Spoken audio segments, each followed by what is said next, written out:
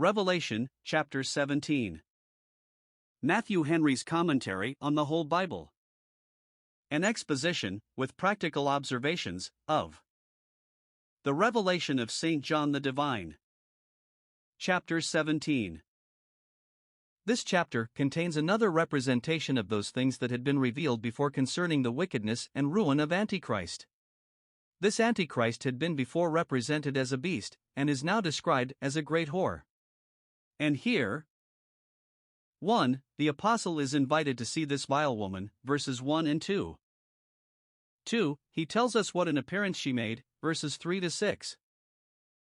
3. The mystery of it is explained to him, verses 7 to 12.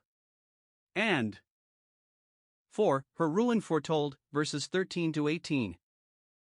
Revelation 17 verses 1 to 6. Here we have a new vision, not as to the matter of it, for that is contemporary with what came under the three last vials, but as to the manner of description, etc.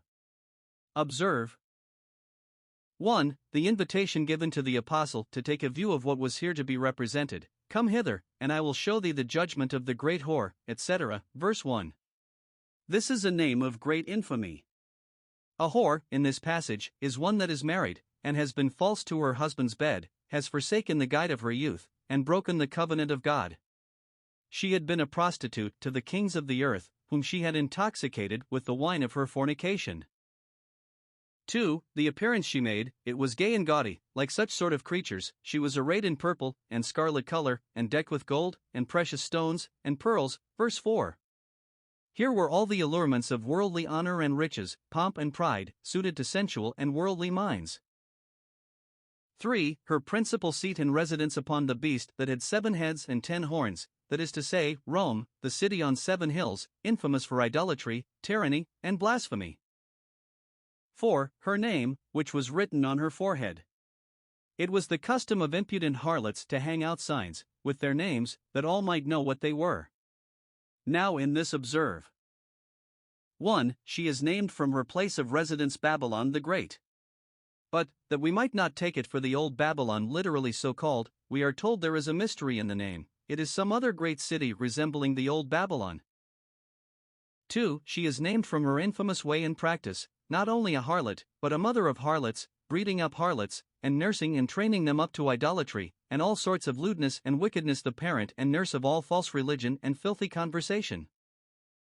5. Her diet, she satiated herself with the blood of the saints and martyrs of Jesus. She drank their blood with such greediness that she intoxicated herself with it. It was so pleasant to her that she could not tell when she had had enough of it. She was satiated, but never satisfied. Revelation 17 verses 7 to 13. Here we have the mystery of this vision explained.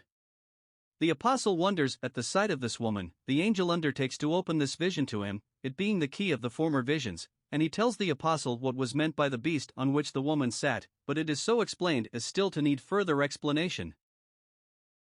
1. This beast was, and is not, and yet is, that is, it was a seat of idolatry and persecution, and is not, that is, not in the ancient form, which was pagan, and yet it is truly the seat of idolatry and tyranny, though of another sort and form. It ascends out of the bottomless pit. Idolatry and cruelty are the issue and product of hell, and it shall return thither and go into perdition. 2. This beast has 7 heads, which have a double signification. 1. 7 mountains, the 7 hills on which Rome stands, and 2. 7 kings, 7 sorts of government. Rome was governed by kings, consuls, tribunes, decemviri, dictators, emperors who were pagan, and emperors who were Christian. 5 of these were extinct when this prophecy was written. One was then in being, that is, the pagan emperor, and the other, that is, the Christian emperor, was yet to come. Verse 10. This beast, the papacy, makes an 8th governor, and sets up idolatry again. 3. This beast had 10 horns, which are said to be 10 kings which have as yet received no kingdoms, as yet, that is, as some, shall not rise up till the Roman Empire be broken in pieces, or, as others, shall not rise up till near the end of Antichrist's reign, and so shall reign but as it were 1 hour with her, but shall for that time be very unanimous and very zealous in that interest, and entirely devoted to it, divesting themselves of their prerogatives and revenues, things so dear to princes, out of an unaccountable fondness for the papacy. Revelation 17 verses 14 to 18. Here we have some account of the downfall of Babylon, to be more fully described in the following chapter.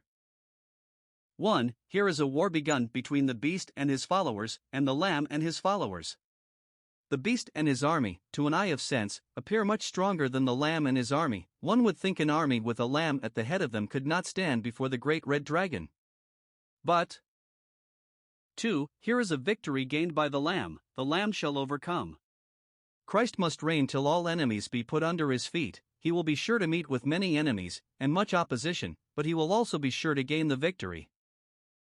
3. Here is the ground or reason of the victory assigned, and this is taken. 1. From the character of the Lamb, he is King of kings and Lord of lords. He has, both by nature and by office, supreme dominion and power over all things. All the powers of earth and hell are subject to his check and control. 2. From the character of his followers, they are called, and chosen, and faithful. They are called out by commission to this warfare, they are chosen and fitted for it, and they will be faithful in it. Such an army, under such a commander, will at length carry all the world before them. 4. The victory is justly aggrandized. 1. By the vast multitude who paid obedience and subjection to the beast and to the whore. She sat upon, that is, presided over, many waters, and these waters were so many multitudes of people and nations of all languages. She reigned not only over kingdoms, but over the kings, and they were her tributaries and vassals. Verses 15 and 18. 2. By the powerful influence which God hereby showed he had over the minds of great men. Their hearts were in his hand, and he turned them as he pleased. 4. 1. It was of God, and to fulfill his will, that these kings agreed to give their kingdom unto the beast. They were judicially blinded and hardened to do so. And 2. It was of God that afterwards their hearts were turned against the whore, to hate her, and to make her desolate and naked, and to eat her flesh, and burn her with fire. They shall at length see their folly, and how they have been bewitched and enslaved by the papacy, and, out of a just resentment, shall not only fall off from Rome, but shall be made the instruments of God's providence in her destruction.